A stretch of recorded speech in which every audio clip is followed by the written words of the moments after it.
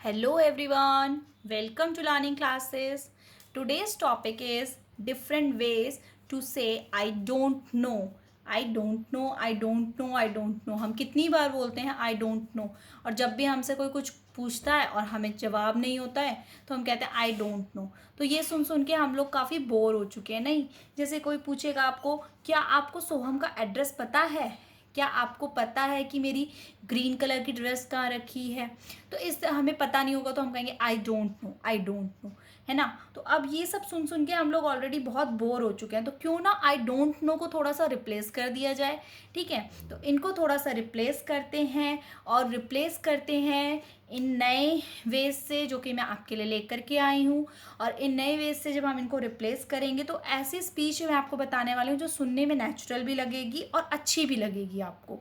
Okay, तो start करते हैं. आज हम डिफरेंट वेज टू से आई डोंट नो. इसके बाद आप आई डोंट नो नहीं कहेंगे फ्रेंड्स, और आप ये वाले सारी चीज़ें बोलेंगे. ठीक, तो चलिए स्टार्ट करते हैं. First is dunno. Dunno. Dunno क्या होता है, ये जो है हम फॉर्मली यूज़ नहीं करते हैं. ठीक है, पहले मैं आपको ये बता देती हूँ, ये हम इनफॉर्मली यूज़ करते हैं. इनफॉर्मली मतलब जैसे अपने फ्रेंड्स के साथ, फैमिली के साथ, इस तरह से हम इस वर्ड को यूज़ करते हैं. Dunno. I do you know की जगह हम कहते हैं डू नो. डू नो मतलब हमें नहीं पता है. ठीक. सेकेंड इज बीट्स मी या it beats me. It beats me, अगर आपसे कोई कुछ कहेगा तो आपको नहीं पता है तो आप बोलेंगे इट बीट्स मी. ठीक. Third is search me. Third is search me. Search मी जैसे कि हम एक जनरली बोलते हैं ना, कोई कहता है क्या तुमने मेरा ब्लैक पेन देखा, तो हम कहते हैं ढूंढ लो, ढूंढ लो, पहचान लो कहाँ है. तो इस तरह से हम कहते हैं सर्च मी. ठीक है, तो ये भी आप इनफॉर्मल वेज में जो है बोलेंगे. ठीक है, फॉर्मल में नहीं आता ये भी आपका. Fourth is who knows. मुझे क्या पता, हु नोज किसे पता. हाउ वुड आई नो, मुझे कैसे पता होगा. ठीक है, हाउ हु नोज. तो अगर कोई आपसे पूछता है कि क्या आपने मेरी ऐसी कोई चीज़ देखी, क्या आपने मेरा कुछ देखा चीज़ भी या किसी इंसान के बारे में भी, तो कहेंगे हु नोज, हमें क्या पता. हाउ वुड आई नो, कैसे मैं बता सकता हूँ. तो ये सब तो है अभी तक इनफॉर्मल वेज ही चल रही हैं आपकी. फॉर्मल में आप इस तरह से रिप्लाई नहीं कर सकते हैं, अच्छा सुनाई नहीं देता ना, इसलिए. फिर देखिए that's beyond me. That's beyond मी भी बोल सकते हैं. अगर कोई आपसे पूछता है तो आपका आंसर है आई डोंट नो, तो आप आई डोंट नो की जगह रिप्लेस कर सकते हैं दैट्स बियॉन्ड मी. ठीक. Sixth is I have no clue. अगर आपको पता ही नहीं है किसी चीज़ के बारे में तो आप क्या बोलेंगे, आई हैव नो क्लू. क्या आपने मेरी मैथ्स की बुक देखी, आई हैव नो क्लू, मैंने नहीं देखी, मेरे पास कोई क्लू ही नहीं है उसका, तो ऐसे बोल सकते हैं.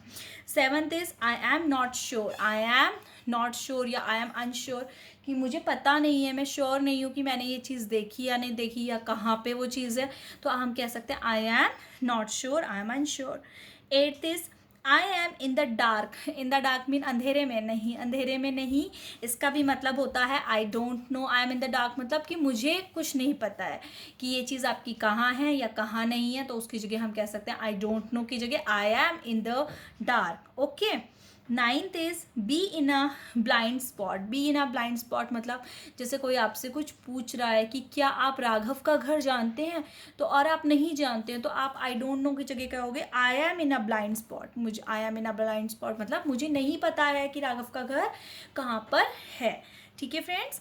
टेंथ देखिए, टेंथ क्या कह रहा है, टेंथ कह रहा है it's a mystery to me. It's a mystery to me भी आप बोल सकते हैं, क्योंकि जो चीज़ आपको पता ही नहीं है, कोई आपसे कुछ पूछेगा कि आप बताइए ताजमहल कहाँ है, और आपको पता नहीं होगा ताजमहल कहाँ पे है, तो अब वो तो आपके लिए मिस्ट्री हो जाएगा ना जानना, तो आप उसकी जगह कह सकते हैं it's a mystery to me, मुझे नहीं पता है. 11th is don't ask me. ये भी इनफॉर्मल वे ही है बोलने का.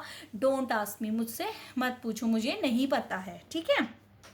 12th देखिए, 12th क्या है, मान लीजिए आप किसी मीटिंग में हैं या अपने बॉस के साथ हैं या किसी भी अपने वर्क प्लेस पे हैं. वहाँ पे क्या होता है, बहुत सारी नई नई चीज़ें भी ऐसी आती हैं जो हमें ऑलरेडी नहीं पता होता है. तो वहाँ पे अगर आप ऐसे बोल देंगे I don't know, I don't know, तो अच्छा साउंड नहीं करेगा, क्योंकि आप एक वर्क प्लेस पे होते हो तो आई डोंट नो बोलना आपको एक तरह से कह सकते हैं शोभा नहीं देगा ना, कि भाई आप मीटिंग अटेंड करने आए, आपको पता नहीं है. तो उसकी जगह आप कह सकते हो दैट्स अ गुड क्वेश्चन. एक फॉर्मल वे है आंसर करने का. यहाँ पे आप कह सकते हैं दैट्स अ गुड क्वेश्चन, ये एक अच्छा क्वेश्चन है. आई विल फाइंड आउट, मैं इसको ढूंढूंगा, आई विल फाइंड आउट. ठीक है, तो ये आई डोंट नो की तरह बेकार भी नहीं लगेगा वहाँ पे कहने में, और बहुत अच्छा भी लगेगा कि हाँ that's a good question, I will find out.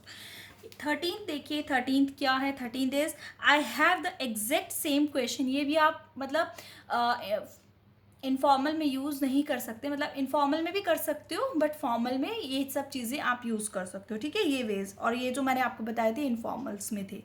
I have the exact same question, मेरा भी सेम ही क्वेश्चन था, ठीक। 14 देखिए, 14th है let me check on that and get back to you. मैं इसको चेक कर लेता हूँ, then I will get back to you, मैं फिर आपको बताता हूँ। आई डोंट नो की जगह आप जब ऑफिशियली वर्क प्लेस पे यूज़ करेंगे तो इस तरीके से बोलेंगे, ये सब मत बोलिएगा वहाँ पे डू नो, सर्च मी वगैरह, ठीक है ना।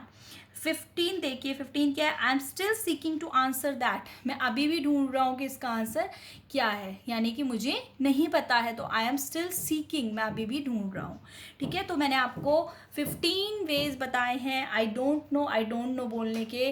तो उसमें आप क्या करेंगे, उसमें आपको फॉर्मल वेज भी पता चल गए और इनफॉर्मल भी पता चल गए। होपफुली आपको ये डिफरेंट वेज टू से आई डोंट नो पसंद आई होगी, और पसंद आए तो वीडियो को लाइक करें, शेयर करें, चैनल लर्निंग क्लासेस को सब्सक्राइब करें। Thank you.